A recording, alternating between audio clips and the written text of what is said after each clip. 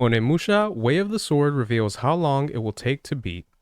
So this is a video I wanted to go ahead and talk about. Is a little bit kind of an article from a few days back, but I did want to kind of talk about this and get a little bit of information, especially with like all the Nintendo stuff that's been going on and all the that information. I wanted to at least get something going as far as some other games in the works that are coming out.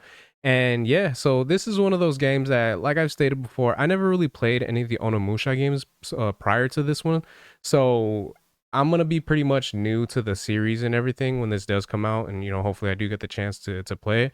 But from what I've been seeing, as far as the trailer for the game, I thought it looked really good. The gameplay looks like it's gonna be pretty fun, and just other little things like the fact that the main character, he's actually face modeled off of a famous Japanese actor who passed.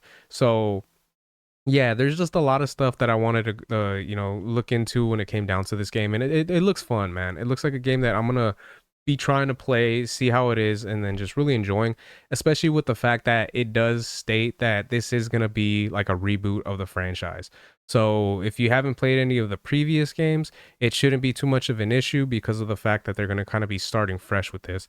And my guess will be, depending on how well this game does, which I feel like it should do fairly well, they are going to try to go into doing something further with the franchise and kind of bringing some more games into the franchise, which I think would be really cool. Now, who knows, because of the way that games nowadays take so long to develop and all that type of stuff, chances are if this game does come out and it does well, it'll probably end up taking like a few, maybe 2, 3, possibly 4 years for them to develop another one that'll be coming out, like any type of sequel or anything like that. But yeah, as far as the game goes, they just give a little bit of information. I'm probably not going to go into detail as far as the article like that and everything goes.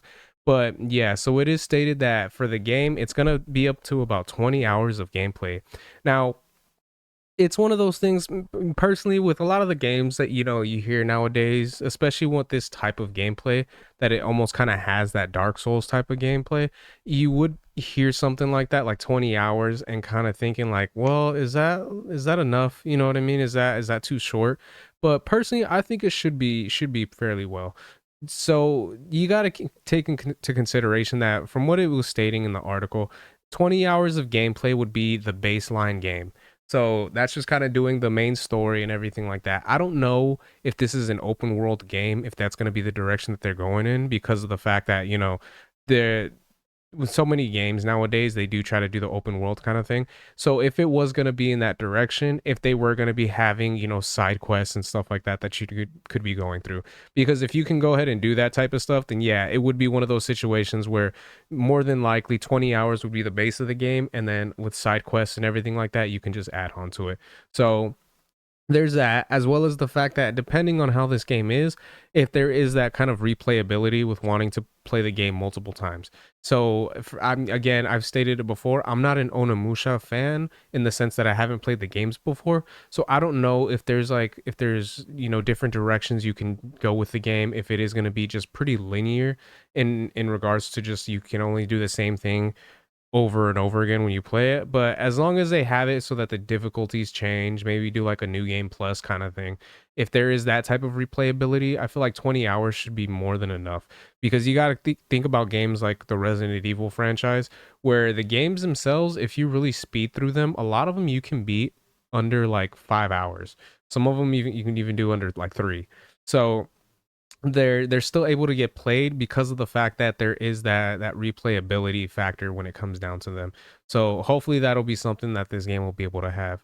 And then it also states that yeah, it'll just be kind of linear as far as for the most part gameplay will go, as well as action and then puzzle solving.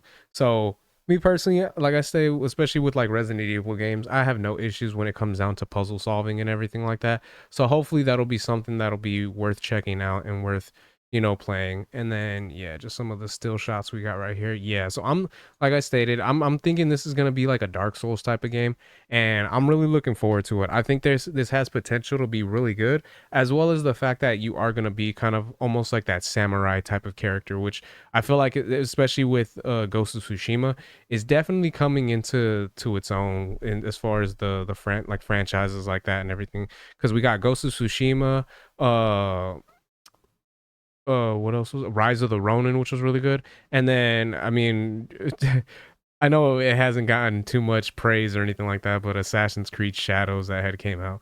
So that's probably going to be a little bit left out in the conversation. But yeah, as far as, you know, the gameplay and everything like that, of being able to be a samurai and fighting demons and stuff like that, especially like these kind of creatures and stuff that you'll be facing up against, should be pretty fun.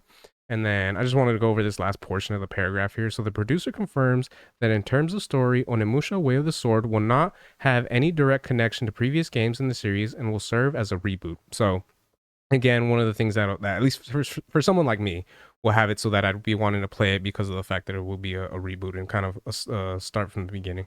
As of now, the only Onimusha title available on modern platforms is the remaster of Onimusha Warlords, the first game. During the Capcom Spotlight event in February, it was announced that a remaster of Onimusha 2 is in development and it is set to release on May 23rd, 2025. So should be around next month. It remains to be seen whether Capcom intends to bring the other mainline entries back with the remasters or if they will wait to gauge the public's response to Onimusha Way of the Sword, which currently has a release window set for 2026. So, yeah, like I stated, it is going to be one of those things. If they do decide to do a sequel with it being released in 2026, we probably wouldn't see anything until probably 2020. I'd say 2029, probably 2030. But if it's going to be anything like this game, I feel like it should be something worth checking out and hopefully being able to enjoy and get to play itself. So yeah, man. I mean, I'm excited for this game. I think this will be really good and something worth checking out once it is released. So fingers crossed, and hopefully it's as good as it looks from the trailer. So yeah. So those are my thoughts on that. Let me know what you guys think in the comment section. If you are an Onimusha fan out there, is this something you're gonna be looking forward to and you're hoping is gonna be good when it does release? So if you guys can let me know your guys' thoughts in the comments, if you guys could like, share, subscribe, all that good stuff. If you guys have been watching this long, I really appreciate it. It means a lot. And yeah, until next time, I'm on out. Peace.